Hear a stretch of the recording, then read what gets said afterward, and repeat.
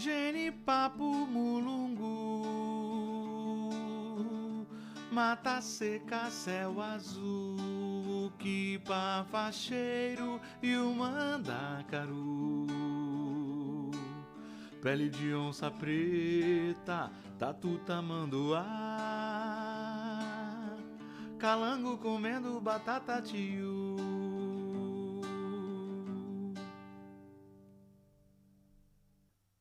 E aí, você já conhecia essa música? Ela é do Paulo Soares e a Terceira Cidade. Já analiso e digo que ela tem a ver com o nosso conteúdo de hoje.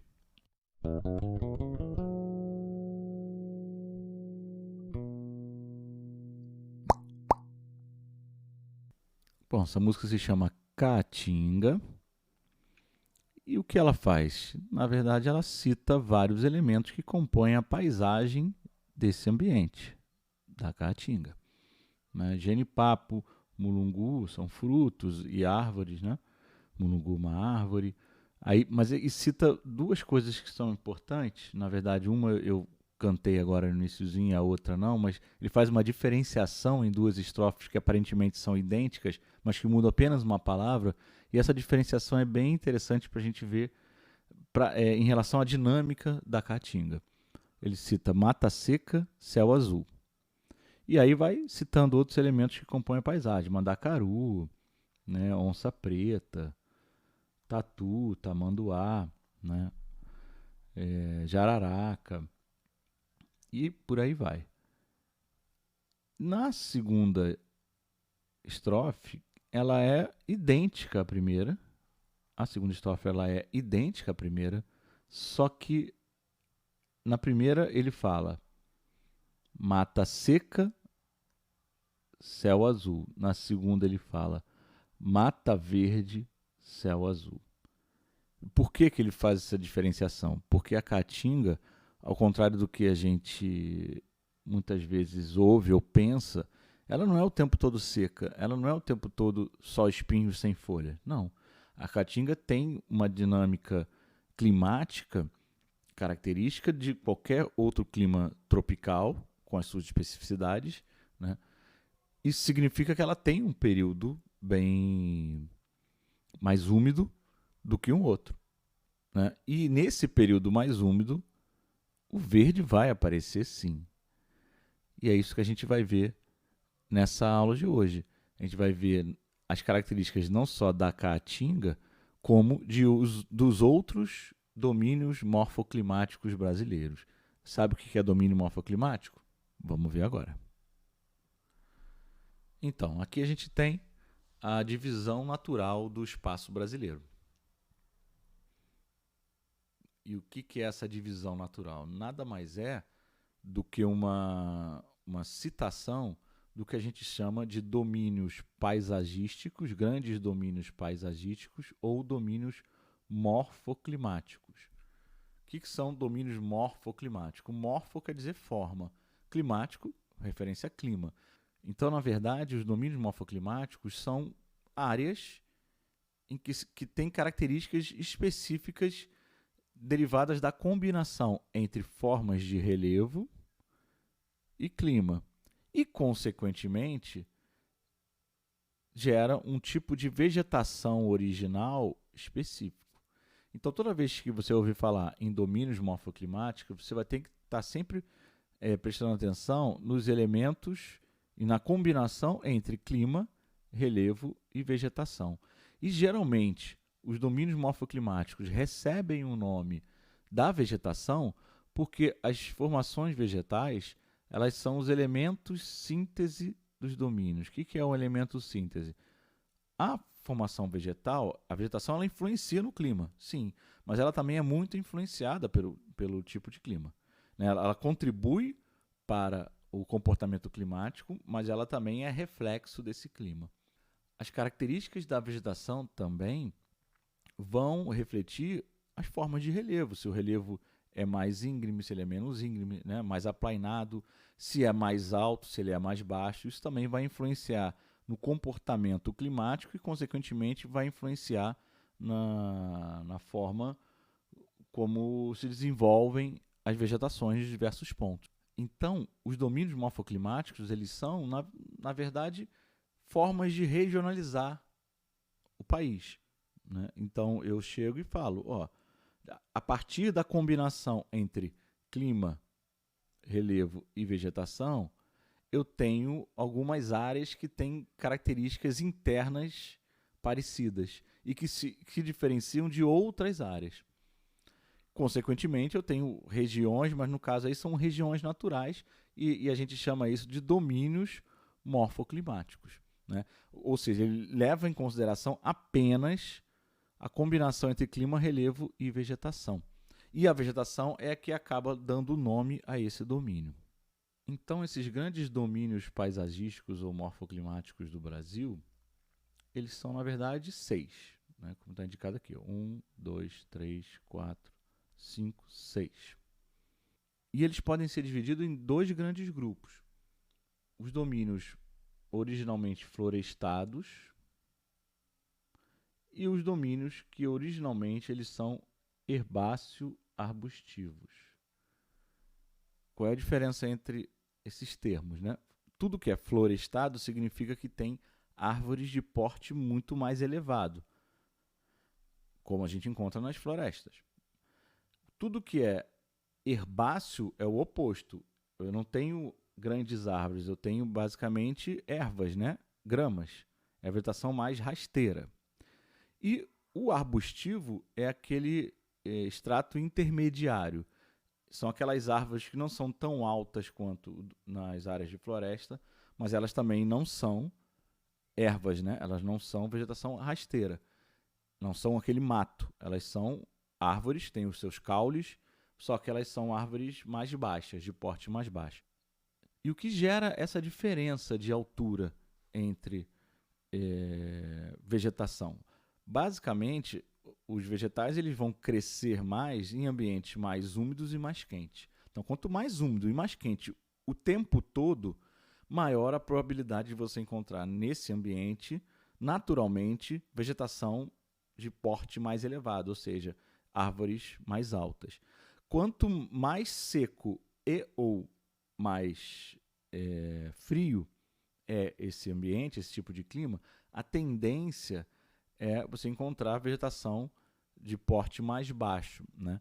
Aí, às vezes, você tem um período muito quente e úmido e o outro período seco e quente. Aí isso vai influenciar, que vai ter a vegetação não vai necessariamente se desenvolver igual a um local em que tem o tempo todo o clima quente e úmido. Então, essas características de momentos de temperatura mais elevada ou menos elevada, e o quanto varia essa temperatura, e o quanto varia também a umidade ao longo do ano, e se essa umidade é elevada ou não, isso tudo vai influenciar nas características da vegetação.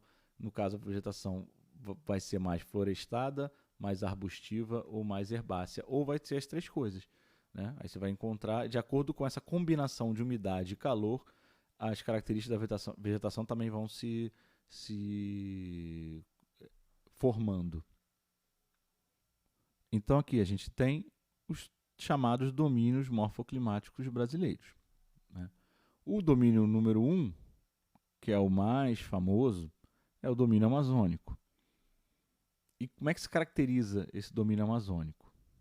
Lembrando que, para eu caracterizar domínios, eu vou ter que sempre falar de clima, vegetação e relevo. Todos eles eu vou ter que definir dessa forma. Como é que é a combinação específica de clima, vegetação e relevo nessa área? Porque o domínio justamente é aquela integração entre esses 3 elementos, clima, relevo e vegetação. Vamos começar pelo clima.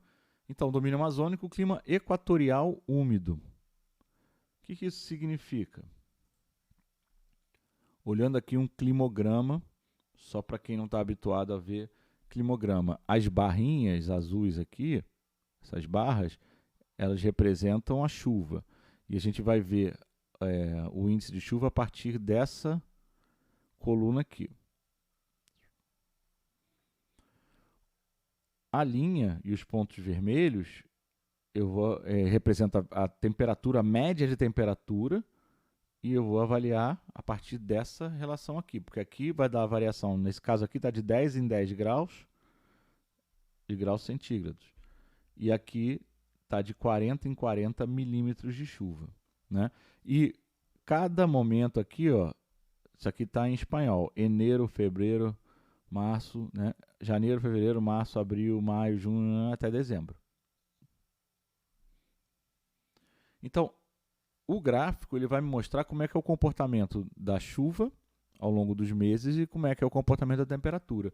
Olhando a temperatura primeiro, a gente vê que, ó, ela tá, as médias de temperatura ao longo do ano todo basicamente são as mesmas. Em torno de um pouquinho abaixo de 30 graus de média. Ah, então nunca faz mais de 30 graus? Não, faz sim.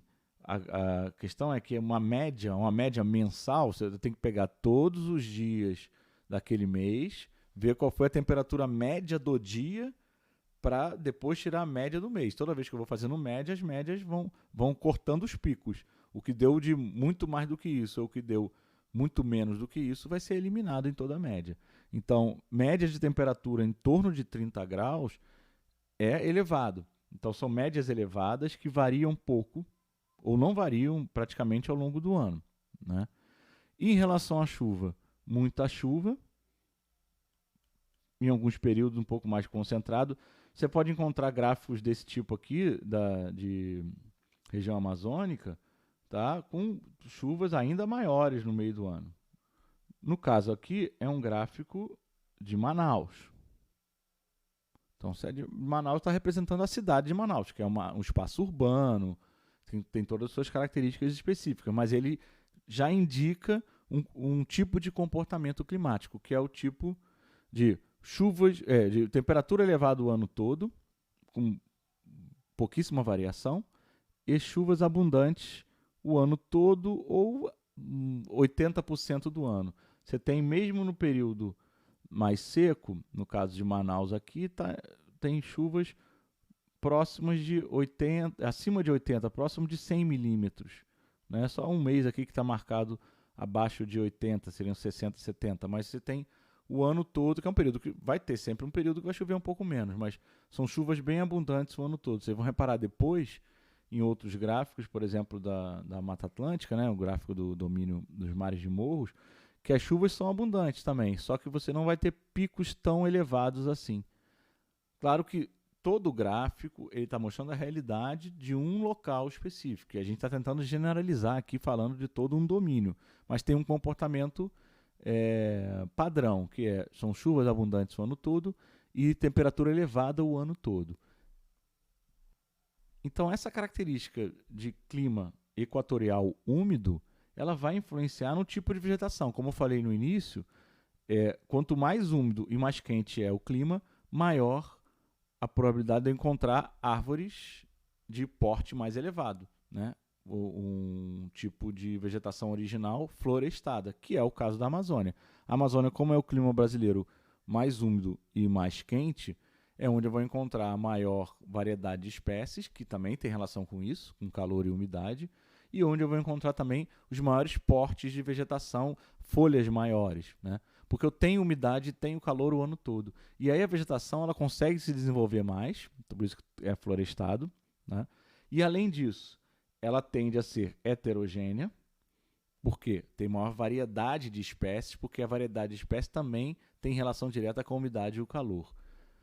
Ela é latifoliada. O que quer dizer latifoliada? Tem folhas grandes, né? Igual o latifúndio na agricultura, né? Propriedades grandes. Latifoliada, folhas grandes. E por que ela pode desenvolver folhas grandes? Isso tem a ver também com essa quantidade de umidade disponível o ano todo. Quanto maior a quantidade de umidade disponível, significa que a planta vai estar o ano todo com água disponível para ela puxar pelas raízes e se abastecer. Consequentemente, ela pode perder muita umidade pelas folhas, porque a folha é por onde a planta vai perder a umidade. Então, se eu tenho muita umidade disponível, eu também vou ter a possibilidade de perder essa umidade, né? É igual a gente fazendo exercício num ambiente muito úmido, né? Claro, fora as outras situações de passar mal e tal, mas a gente fazendo exercício num ambiente úmido ou que tenha água disponível o tempo todo, a gente vai fazer exercício e vai beber água, vai fazer exercício e vai beber água. A gente sabe que não precisa se poupar necessariamente em relação a isso, porque pode perder muita umidade pelo nosso suor, porque a gente vai ter água para repor. Mas se a gente estiver fazendo o mesmo exercício num local onde não tem água, a gente já vai começar a se preocupar em como vai repor essa água.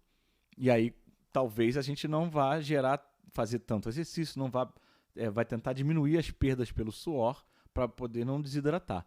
No caso de ambiente muito úmido, as plantas desenvolvem folhas maiores, porque elas podem perder umidade, porque elas vão estar sempre com umidade disponível, né?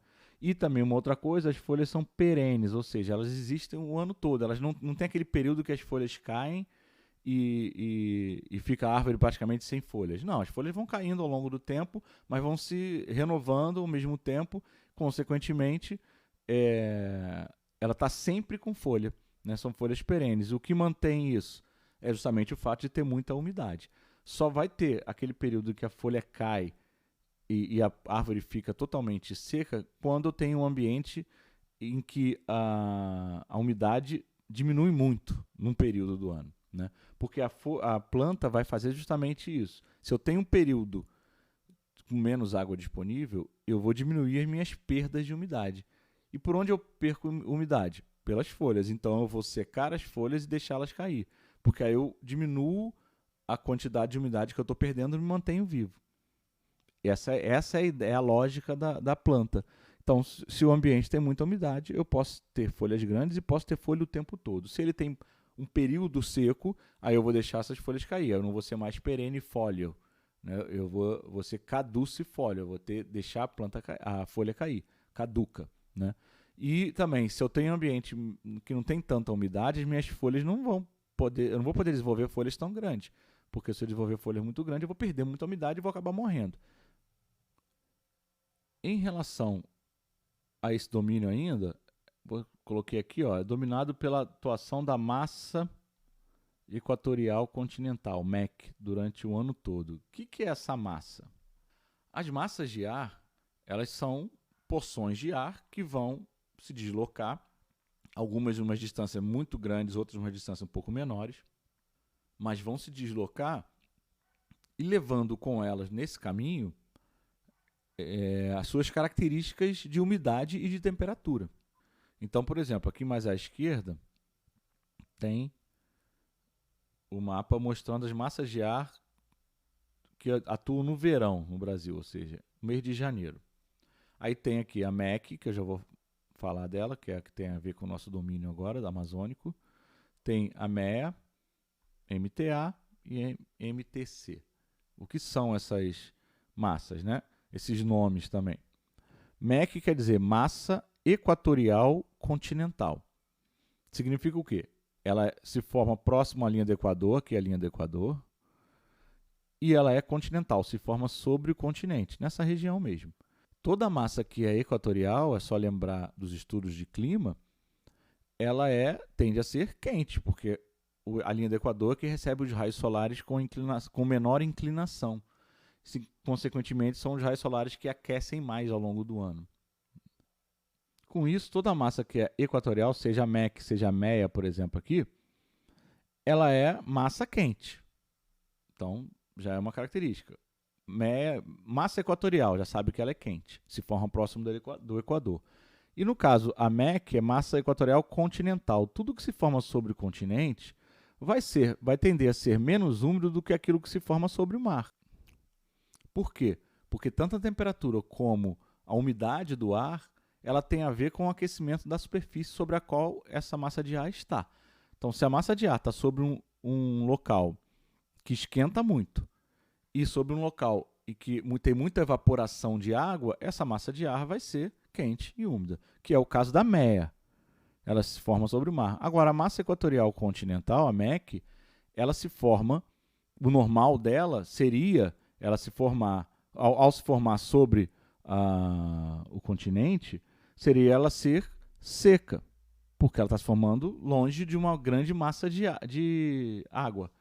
Só que, como existe a floresta amazônica aqui e os rios da região, essa massa equatorial continental, apesar de ser continental, ela também é úmida, assim como é a meia. Ou seja, a gente tem aqui no norte do Brasil, tanto a MEC quanto a meia, como duas massas de ar com umidade que atuam no território brasileiro. No verão, elas conseguem atuar numa área um pouco maior, né? Comparado aqui no inverno. Ó. Você vê que a MEC aqui no inverno está mais limitada e a meia rodou um pouquinho aqui para cima, próximo do Pará.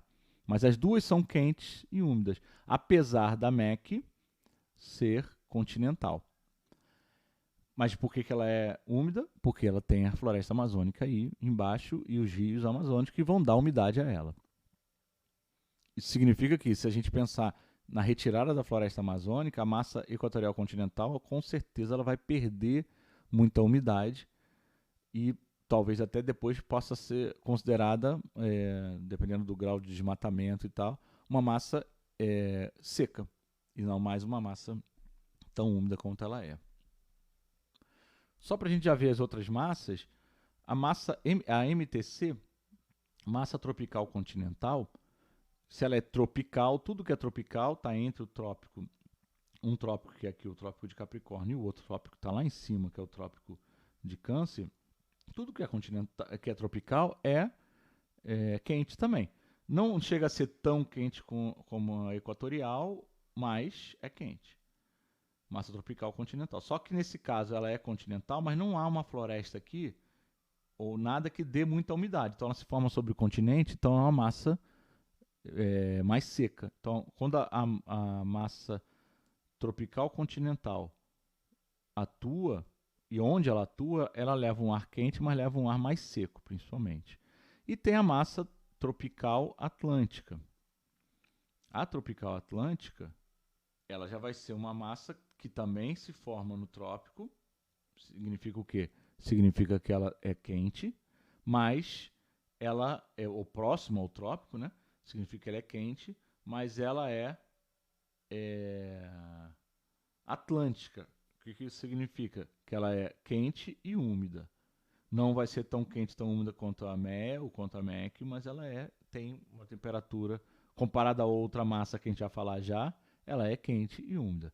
E tem uma outra massa que atua no território brasileiro, só que ela vem mais forte no inverno, mas não impede que ela venha no verão, não. Ela vem também no verão, mas ela chega com mais força no inverno, que é a MPA, que é a massa polar atlântica. Aí você vê que ela é a única que tem características polares. O que é ser polar? É ser frio. Se forma mais próximo ao polo. Mas, apesar de ser fria, ela se forma sobre o Atlântico. Então, comparada a uma massa polar continental, se houvesse uma massa polar continental atuando no Brasil, ela seria mais úmida do que essa outra polar continental. Agora, como ela é polar, ela é fria, tem pouca evaporação de água, né? Uma superfície fria vai evaporar menos água. Então, pouca evaporação, mas ela, como se forma no oceano, ela vai ser considerada úmida. Então, ela vai trazer alguma umidade também por onde ela passar. E por que eu estou falando dela? Porque ela é importante para se entender o mecanismo da chegada das frentes frias, né? Isso explica, por exemplo, como ela está mais forte no inverno, aqui tem essas setas em azul aqui, explica, por exemplo, as chuvas mais frequentes no inverno e as baixas temperaturas em momentos em que a frente fria chega. Por que é a frente fria? E nada mais é do que o encontro dessa massa polar com a massa tropical atlântica, ou com a MTC, ou até com a MEC aqui em cima. Quando essa massa polar encontra outra massa, que é, no caso, qualquer outra massa que está no território brasileiro é massa quente, vem uma massa fria encontrando uma massa quente. Isso a gente chama isso de frente. É uma frente fria. E vai abaixar a temperatura e vai gerar chuva. Mesmo porque o encontro é de duas massas úmidas, né? MTA, por exemplo, e MPA, duas massas úmidas. Óbvio que vai ter também chuva nesse processo, nesse encontro. Então, voltando aqui para o domínio amazônico, ele está demorando mais nele porque justamente eu estou apresentando essas características gerais de vegetação. Nos outros a gente já vai um pouquinho mais rápido. As chuvas são o resultado da convecção. O que é a convecção? Ascensão vertical e condensação da umidade, né? A chuva convectiva, porque é um ambiente quente e úmido, vai subir muito ar quente com umidade. provoca precipitações consideráveis em todos os meses. É aquilo que a gente falou já antes. Então, em relação ao relevo, o domínio amazônico ele é marcado por 3 patamares de relevo, né?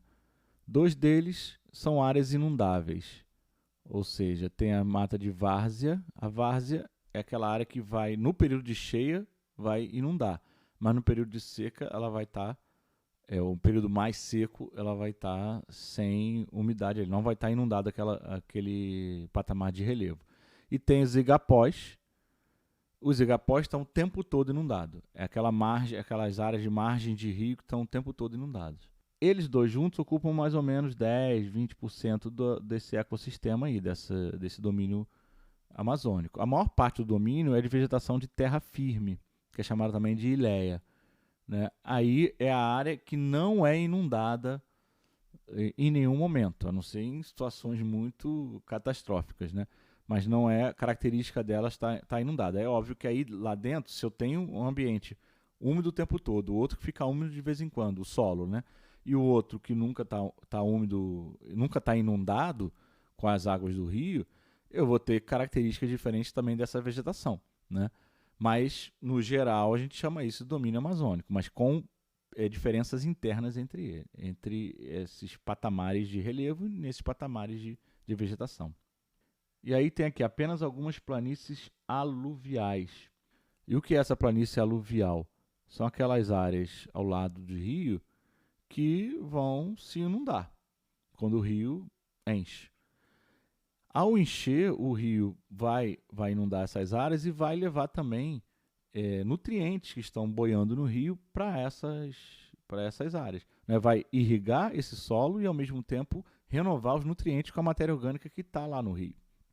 Então, essas áreas vão ser áreas de solo fértil até. Só que, às vezes, é solo fértil, só que muito encharcado, que dificulta o uso, né? E cerca de 70% em relação a solo é constituído de solos ácidos e intemperizados. O que são solos intemperizados? São solos profundos. Só que são solos profundos e com característica de serem ácidos. O que são solos ácidos? Com uma grande quantidade de alumínio. Com muito alumínio, isso faz com que a vegetação que eu vá colocar ali, retirando eventualmente a vegetação original, ela vá absorver uma grande quantidade desse elemento químico, né, que é o alumínio. Se ela vai absorver uma grande quantidade de alumínio, o alumínio ele tem uma característica que ele proporciona uma espécie de paralisia no crescimento das raízes das plantas. Então, eu plantar diretamente num solo ácido, a probabilidade das minhas plantas não crescerem suas raízes de uma maneira suficiente para pegar água no lençol freático ou água mais profunda, ela é grande. Então, isso dificulta. Então, para uso agrícola, por exemplo, solos em ambientes, solos muito ácidos, eles têm que ser corrigidos nessa acidez, senão isso vai prejudicar o crescimento das plantas. Mas, nesse caso, isso já nega uma coisa que a gente ouve falar, às vezes, assim, no senso comum. O solo da Amazônia, para ter aquela vegetação tão grande, deve ser muito fértil. Não. Naturalmente, ele já tem solo de baixa fertilidade. Por quê? Por conta dessa característica de acidez grande, de muito alumínio, né? Claro que com a correção disso, isso é possível plantar, mas basicamente, fertilidade natural elevadíssima no solo amazônico, isso não procede, em função dessas características específicas. Mas se corrigir uma coisa ou outra, ele vai ter. E basicamente, a maior parte dos nutrientes, a parte do solo com mais nutrientes na Amazônia é aquela que é mais inundável. E qual é a grande ameaça para esse domínio? A expansão de projetos agroindustriais, né? Que geralmente destrói a biodiversidade, empobrece o solo, mais ainda, né? Você desmata a própria renovação da matéria orgânica do solo. Não ocorre porque esses solos profundos, basicamente o solo amazônico todo, considerado como um todo, a maior parte da fertilidade que tem, ela está na superfície e ela é renovada pela própria vegetação, pelas próprias folhas e galhos que caem. Se eu retiro isso, essa renovação, a médio prazo, ela não vai ocorrer. E, consequentemente, se eu tenho uma ação de destruição dessa vegetação original, mudanças climáticas regionais, pelo menos, vão ocorrer. Voltando aqui para o outro domínio, vamos para o segundo, antes da gente ir para a Caatinga, que é o motivo da nossa música, no início do vídeo, vamos para o Cerrado, número 2. O Cerrado, ele já tem uma característica diferente do domínio amazônico, que é o tipo de clima. Se o tipo de clima é diferente, é óbvio que a característica, a paisagem, ela vai ser diferente. Porque a vegetação ela é um modelo síntese, né? É um elemento síntese dessa característica climática do solo e do relevo. Então, o tipo de clima, olhando o gráfico aqui, ó, ele tem, repara que não tem aqui em média, não passa muito de 240, 250 milímetros, aqui a média das chuvas nos meses chuvosos, né? E existe uma diferença mais marcada entre os meses muito chuvosos e os meses mais secos, ó, que é abaixo de 20 milímetros, são meses bem secos, né? E os meses chuvosos são bem chuvosos.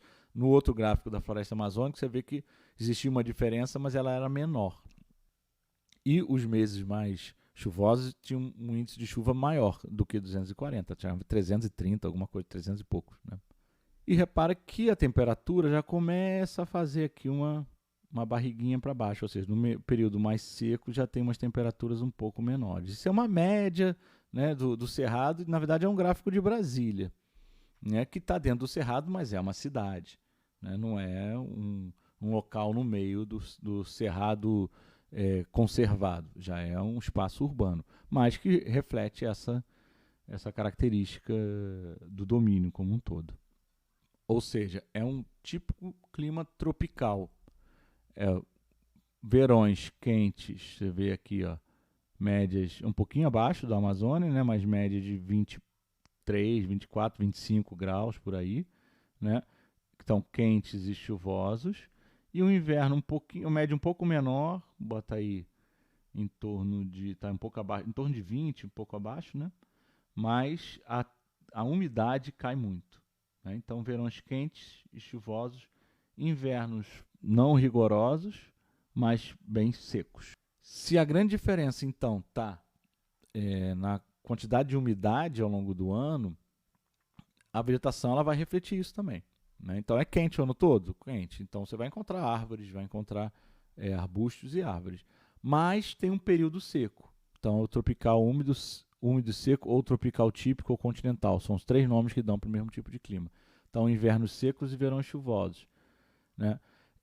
Se eu tenho essa característica, eu já vou encontrar uma variação maior de estratos de vegetação. Né? E está aqui 2 estratos. Se for olhar o cerrado, você vai ter o estrato arbóreo arbustivo. Onde tem mais umidade vai ter árvores maiores, aqui não está tão maior. Mas, seja numa parte do cerrado mais úmida ou numa parte do cerrado um pouco menos úmida, você vai encontrar essa característica. Arbustos e vegetação rasteira, gramíneas que fala. Tá? Isso é característica de cerrado, diferente da Amazônia, que você vai ter o tempo todo, em todos os pontos, muitas árvores altas. Nesse caso, não. Por isso que está aqui descrito. O cerrado é composto principalmente de 2 estratos, os arbóreo arbustivo, ou seja, tem árvores e arbustos, e o herbáceo subarbustivo, ou seja, árvores mais baixinhas com vegetação de gramíneas, né? Vegetação mais rasteira. E essa característica climática também a gente entende também pela influência das massas de ar. A massa tropical continental e a tropical atlântica, junto com a MEC, elas atuam aqui, o Cerrado é dessa região aqui, centro-oeste, basicamente. Elas atuam no período de verão, o que vai proporcionar, você tem 2 massas úmidas atuando mais forte até do que a MTC, e vai proporcionar um período de verão bem chuvoso. Mas no inverno, apesar da MTA, né, a Tropical Atlântica, aumentar um pouco a atuação para cá, a Equatorial Continental ela vai recuar.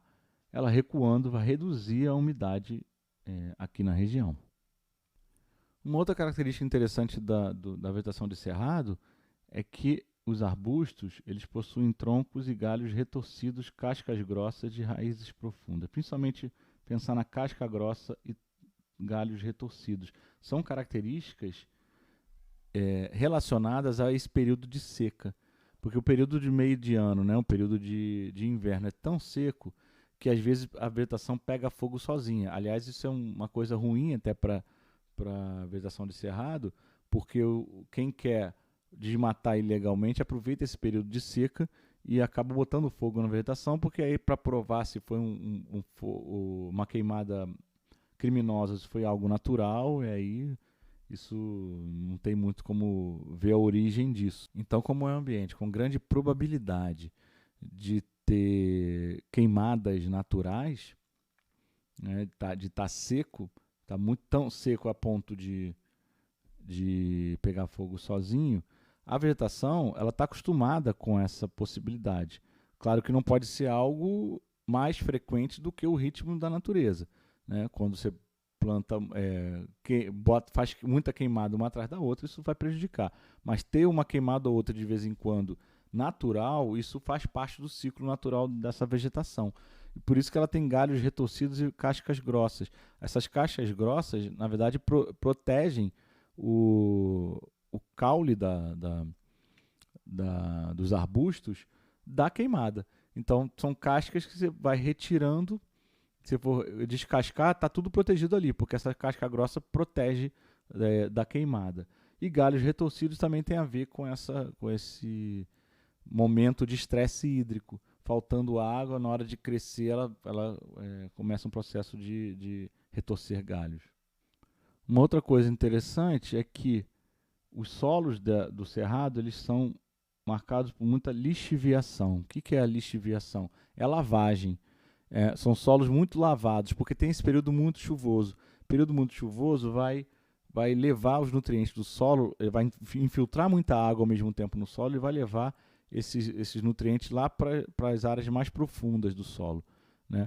E aí isso faz com que, quando vem o período seco do inverno, ocorra um processo chamado de laterização. O que é a laterização? É quando o solo esses nutrientes já foram embora no verão, vem o inverno e resseca esse solo, porque ele é inverno seco. O solo, ao ficar ressecado, só os elementos químicos que são mais pesados ficam ali no solo. O que isso significa? Significa que no período que lavou, o ferro e o alumínio, principalmente, eles não são lavados tão facilmente quanto outros elementos químicos. Consequentemente, lavou, esses outros elementos químicos vão lá para a profundeza do solo, lá para o lençol freático. E resta no solo, aumenta a concentração no solo de ferro e de alumínio. Então, essa lavagem se chama lixiviação, e essa grande concentração de ferro e alumínio, principalmente de ferro no solo, que fica no período de inverno, a gente chama de laterização. Forma uma laterita. Laterita são pedaços mais avermelhados no solo, mais duros. São crostas que se formam em pontos do solo onde acumulou muito ferro. E qual é o tipo de atividade mais ameaça, né?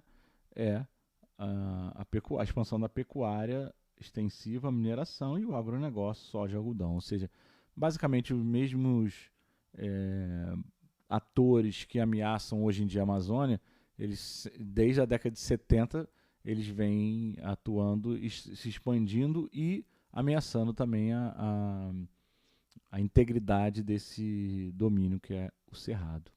Vindo agora para o terceiro domínio, da Caatinga, que foi justamente o que foi citado na letra da canção que a gente viu no início, a Caatinga também se caracteriza por um tipo de clima tropical.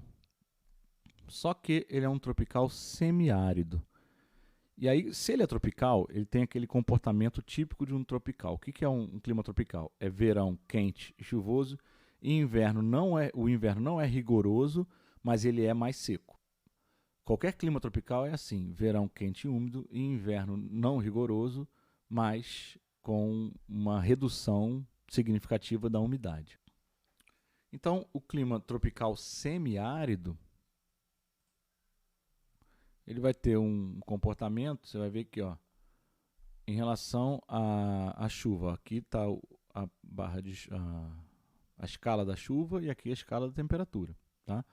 A escala de chuva, você vê o mês indicado aqui mais chuvoso é fevereiro, em torno de 100 milímetros. Lembra que na Amazônia estava aqui em torno de, no domínio amazônico, em torno de 300 milímetros, no domínio tropical típico, né, o domínio do Cerrado. No domínio do Cerrado estava aqui em torno de 200 e pouco, e agora o tropical semiárido, máximas de chuva em torno de 100. Mas tem chuva. Ou seja, os meses mais chuvosos do semiárido, né, da Caatinga, eles correspondem aos meses menos chuvosos da Amazônia. E até chegar a ter meses com zero, ou a possibilidade de ter zero de chuva. O que não é necessariamente uma condição. Você pode ter seca total num ano e não ter no outro, mas sempre eu vou ter nesse tipo de clima, como ele é tropical, um período mais chuvoso e o outro mais seco. O inverno é sempre mais seco. E a temperatura, variação dela aqui, você vê que em média ela não é muito baixa em média, então ela é clima tropical. Mesmo no período de inverno, você tem as médias em torno de 20, ou seja, é parecido com a variação de temperatura que a gente viu ali no Cerrado, né, em média.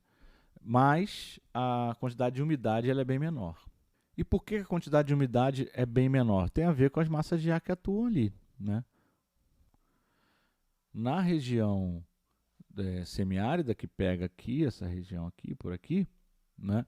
Essa área você vê que tem uma influência, é uma influência mais limitada, tanto da MTA, que atua aqui mais no litoral, no inverno.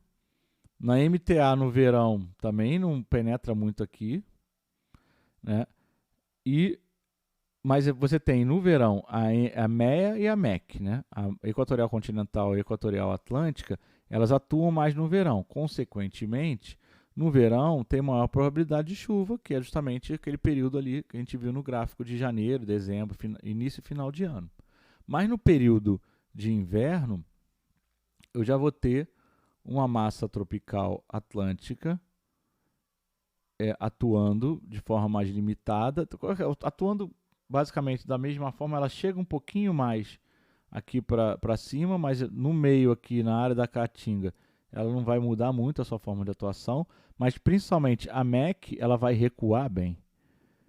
O que ela estava atuando aqui no verão, ela não vai estar atuando no período de inverno.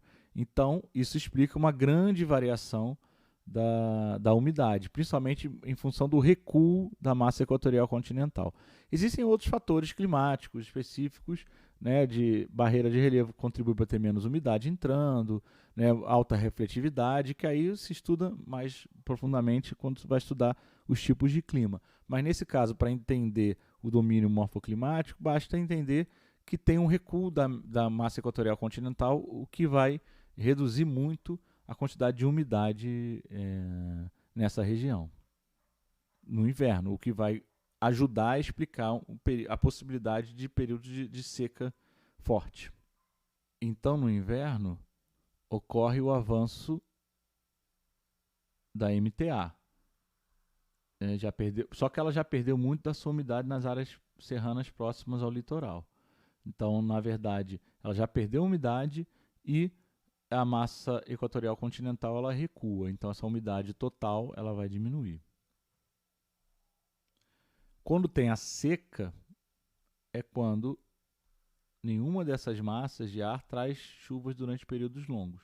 Como tem a umidade não é tão grande ao longo do ano, mas tem um período mais chuvoso que o outro, mas tendo um período chuvoso, isso até ajuda a entender aquela variação lá da música do início.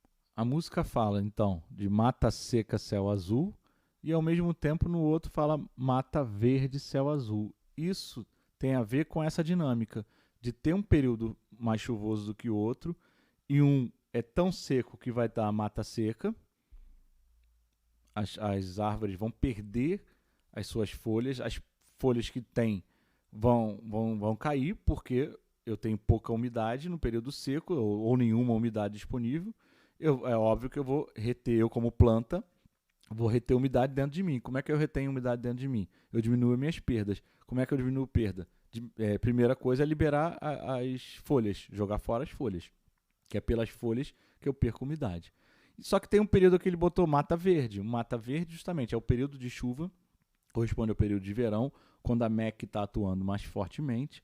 Isso vai dar a possibilidade da planta, da vegetação local, desenvolver as folhas, né? De novo, voltar a perder mais umidade, porque ela está tendo umidade disponível. E isso, então, vai gerar a tal da característica que a gente chama de xerófila. O que é uma vegetação xerófila? É aquela vegetação que está acostumada a períodos de seca. Né? E como é que ela se acostuma a isso? Primeiro, deixando as folhas cair no período de seca. Aí ela é uma vegetação caducifólia. Né? As folhas caem. Segundo, também quando tem folha, ela desenvolve folhas pequenas, porque por folhas pequenas eu perco menos umidade. Ou seja, a umidade não é tão grande, mesmo no período de chuva, mas ela existe. Então eu desenvolvo folhas, mas não desenvolvo tão grande, senão eu vou perder muita umidade e vou morrer. E uma outra coisa característica de vegetação xerófila é desenvolver espinhos. Por isso que a gente está muito acostumado a ver cactos, mandacaru e tal, é vegetação espinhenta. E o que a vegetação espinhenta tem a ver com isso tudo? Os espinhos, eles são um meio pelo qual também a planta transpira. Faz a mesma função de uma folha.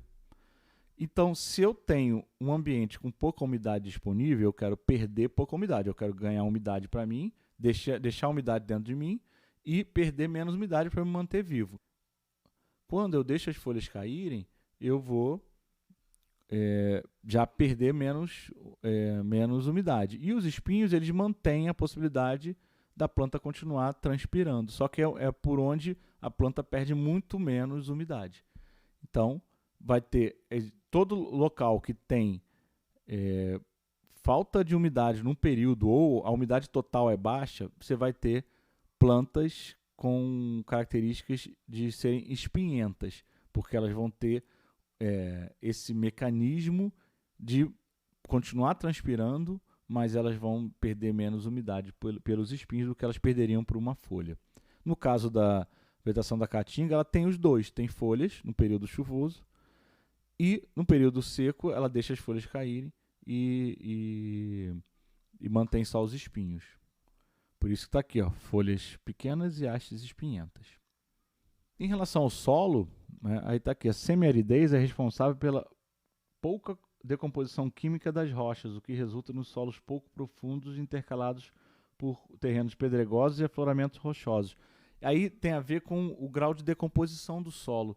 Quanto mais umidade eu tenho no ambiente, mais intemperismo químico acontece. Se eu tenho um ambiente que é pouco úmido ou que tem uma umidade limitada, pelo menos num período, esse intemperismo químico ele vai diminuir. Se ele diminui, vai ter mais, na verdade, a quebra das rochas vai ser muito mais por um processo físico de aumentar e diminuir a temperatura, por exemplo, que vai soltar pedacinhos, do que por uma alteração química que vai esfarelar aquela rocha. Então, o que vai acontecer? Os solos dessa área, todos os solos, eles são originados de rochas. A decomposição de rocha, física ou química. Se eu tenho um ambiente em que a decomposição química ela é pequena, a tendência é que esses solos sejam mais rasos, né, e mais pedregosos, com pedaços maiores, porque na hora que vai quebrar fisicamente os pedaços da rocha, vai gerar pedaços maiores, mais pedregoso, do que uma alteração química. A alteração química ela gera um farelo maior. E aí, se eu tenho essa característica de faltar água, poder faltar água durante um período, né, se eu tenho rios intermitentes, ou seja, rios que não têm água o tempo todo, tem um período com água e outro período sem. Não são todos os rios, mas grande parte dos rios da Caatinga, eles são a grande parte é intermitente. Nesse momento, para não ficar um vídeo muito longo, a gente para por aqui e a gente continua esse vídeo falando dos outros três domínios, os mares de morros, planaltas araucárias e pradarias. Fui.